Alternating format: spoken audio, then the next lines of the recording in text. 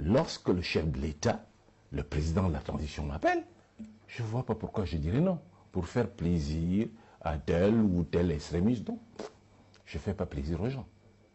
Je fais des choses qui rentrent en accord avec ma conscience d'une part et qui sont en accord avec mes objectifs, avec ma stratégie et qui rencontrent effectivement l'assentiment de ma tactique. Je suis allé le voir, et ben, qu'est-ce qu'on s'est dit? Le chef de l'État m'a reçu, il m'a dit ce qu'il pensait, ce qu'il comptait faire, j'ai écouté, je suis allé écouter. Et moi, je ne réagis jamais du tic au tac, j'écoute, je prends le temps de la réflexion. Voilà, je l'ai écouté, je lui ai dit que c'était bien et qu'il n'y avait aucune critique à faire. Quelqu'un a ses idées et dit ce qu'il veut mettre en place, je l'écoute. Qu'est-ce que ça me coûte de l'écouter? Rien du tout. C'est cela aussi, la démocratie. Ce n'est pas à distance que vous connaissez votre interlocuteur.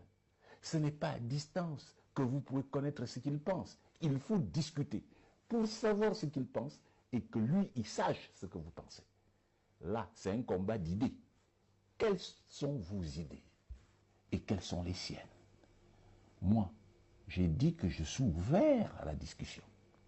Et je lui ai répété que si vous m'appellerez 100 fois, je viendrai.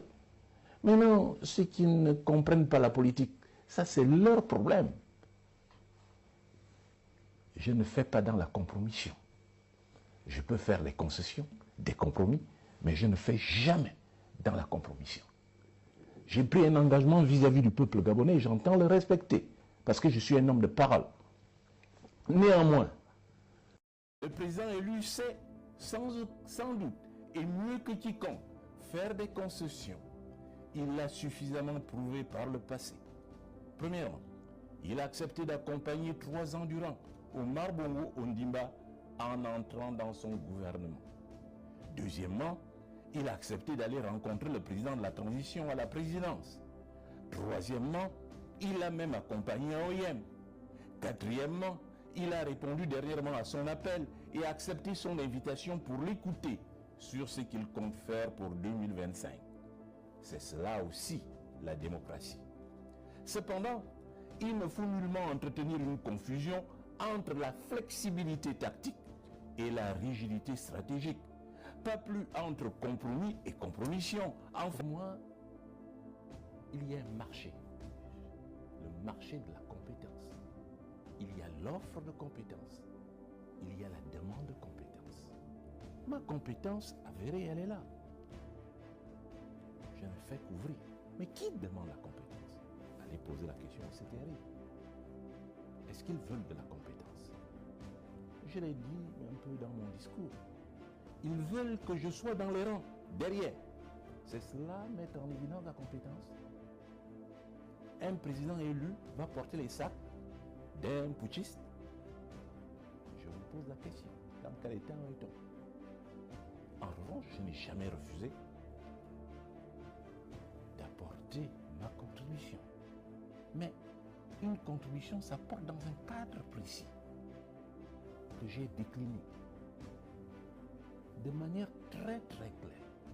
Un consultant, parce que là, l'acte est impersonnel. Il y a une demande de consultation, il y a une offre de consultation sur la base d'un accord et sur la base d'un paiement. C'est clair. Ce n'est pas des dessous du cadre, non. C'est clair.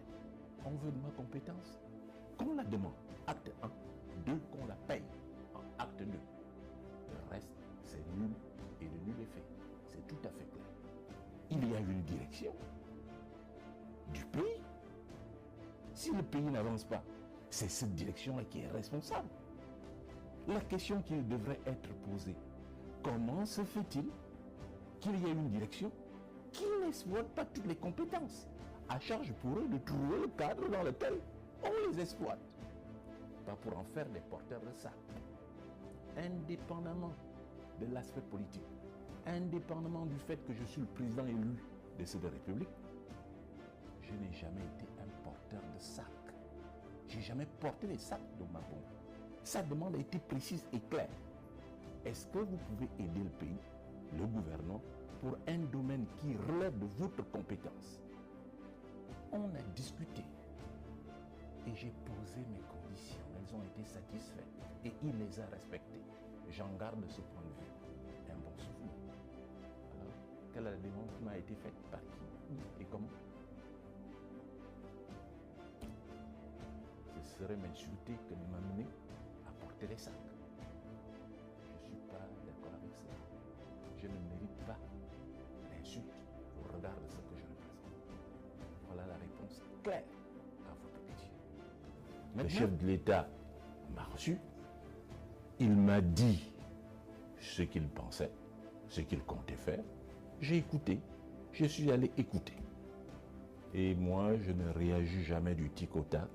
J'écoute, je prends le temps de la réflexion. Voilà, je l'ai écouté. Je lui ai dit que c'était bien et qu'il n'y avait aucune critique à faire. Quelqu'un a ses idées et dit ce qu'il veut mettre en place. Je l'écoute. Qu'est-ce que ça me coûte de l'écouter? Rien du tout. C'est cela aussi, la démocratie. Je crois avoir répondu effectivement à toutes vos questions. Et je dis que ce n'est pas la... Chaque fois qu'il m'appellera, j'irai. Mais je ne perds pas le nord. Parce que je ne suis pas un porteur de sac.